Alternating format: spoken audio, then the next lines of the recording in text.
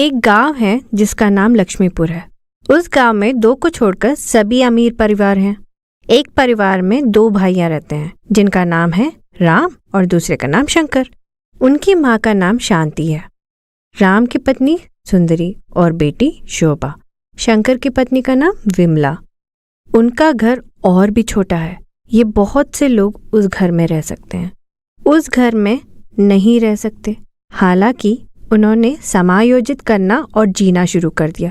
वे दिहाड़ी मजदूर के रूप में काम करते हैं और पैसा कमाते हैं और अपने घर की देखभाल करते हैं। शोभा स्कूल जाती है और वे पढ़ती है। अपने लिए एक नया घर बनाने के लिए वे पैसे बचाते हैं एक डिब्बे में। किसी तरह उन्होंने अपने लिए नया घर बनाना है। ये उनका लक्ष्य है। एक रात जब हर कोई सो रहा होता है तो एक चोर उनके घर में प्रवेश कर जाता है। वे इधर उधर खोजता है। इस बीच वे उसे एक मनी बॉक्स को देखता है जिसे उन्होंने लंबे समय से बचाया था। इसी बीच कुछ भारी आवाज से उस घर में सब जाग जाते हैं। राम उसे देखकर चोर चोर चोर। चोर उसे पकड़ लेता है। राम चिल्लाया और वह उसके पीछे भागने लगा। शोभा दूर से सब देख रही थी। उसने एक लंबी छड़ी ली, निशाना लगाया, उसके पैरों को मारा। उस छड़ी से उसने पैसे छोड़ दिए और बक्सा जमीन पर गिर गया। क्योंकि हर कोई उसका पीछा कर रहा था इसलिए उसने पैसे छोड़ दिए और वह भाग गया। पैसे लेकर आ गए घर। उनकी माँ बोलती है, इस घर में बहुत से लोग हैं, इसका क्या उपयोग है? मेरी पोती ने शानदार काम किया, वरना हमारी मेहनत की कमाई बर्बाद हो सकती थी। उन्हें डांटने लगी। राम और शंकर खड़े होकर देखते रहे। फिर से उनकी माँ बोलती है, ऐसे मूर्ति की तरह खड़े होकर क्या देख रहे हो? तुम लोगों को कुछ समझ आ रहा है या नहीं? माँ, हमें समय बर्बाद नहीं करनी चाहिए। कल ही हम अपना नया घर बनाना शुरू कर देते हैं। भैया, हमारे पास इतने पैसे कहाँ हैं? हम दोनों को किसी से कर्ज लेना होगा। और क्या कर सकते हैं? आज एक चोर आया है, कल कोई और आएगा, और इन पैसों के लिए हमें मार डाले तो हमारी मेहनत बर्बाद नहीं होनी चाहिए। तभी राम की पत्नी सुंदरी बोलती है,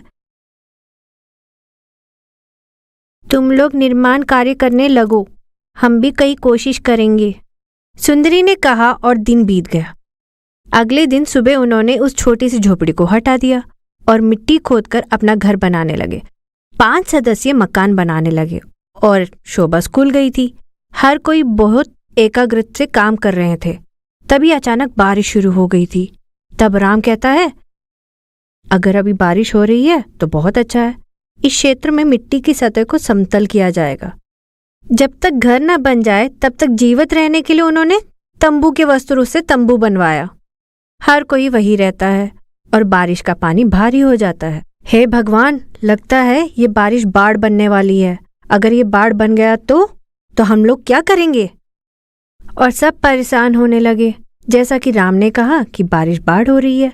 क्योंकि ये एक बाढ़ संभावित क्षेत्र है, इसलिए सभी ने सिर पर सबसे आवश्यक चीजें रखने का फैसला किया जो उन्हें भीगने से बचाए।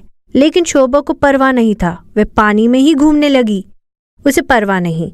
वे एक पहाड़ी क्षेत्र दिखती है और उसने तंबू के कपड़े के साथ एक तंबू बनाया। हर कोई तनाव में था कि शोभा कहीं चली गई है।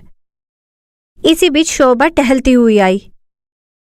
पापा, चाचा, मैंने हमारे लिए टेंट बनाया है। हम अपना सामान लेकर वहां जा सकते हैं। भले ही ये बाढ़ का स्तर बढ़ता है, लेकिन इस वजह से प्रभावित होने की कोई संभावना नहीं है। ये बहुत ऊंचा है कि बाढ़ यहाँ पहुंच सके, शोभा ने कहा। और सब लोग शोभा की बात मान गए और सबसे जरूरी चीजें लेकर तंबू तक पहुंचे। शोभा ने जो किया उससे सभी बहुत खुश थे। मेरी प्यारी बच्ची, तू बड़ी होशियार निकली। तू ही हमें आगे ले जा सकती है, हमारी इस गरीबी से दूर कर सकती है। अच्छा पढ़ना बेटा, तुम बहुत ऊंचाई पढ़ना। उसकी दादी ने आंखों में आंसू लिए कहा, मुझे लगता है हमने बहुत जल्दबाजी की है। हमारे लिए सुरक्षा के लिए कोई जगह नहीं है।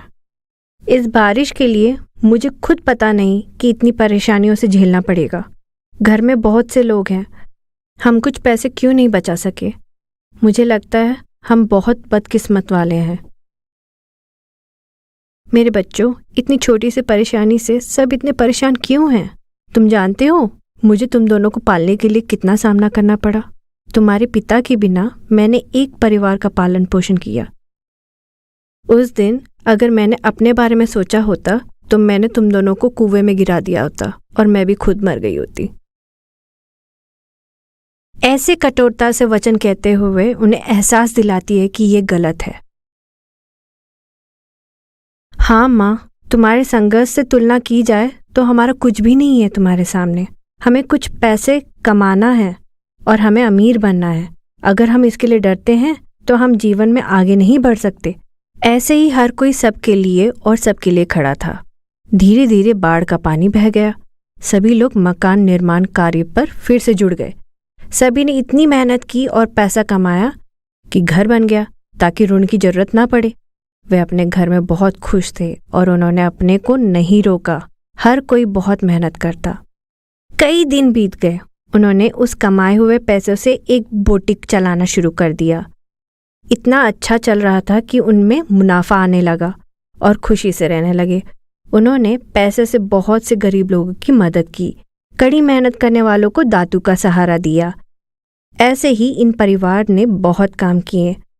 तो जीने के लिए सुखी जीवन में अच्छे दिन देखने के लिए कड़ी मेहनत करनी पड़ती है। जैसा कि कहा गया है ना, कड़ी मेहनत भुगतान करता है।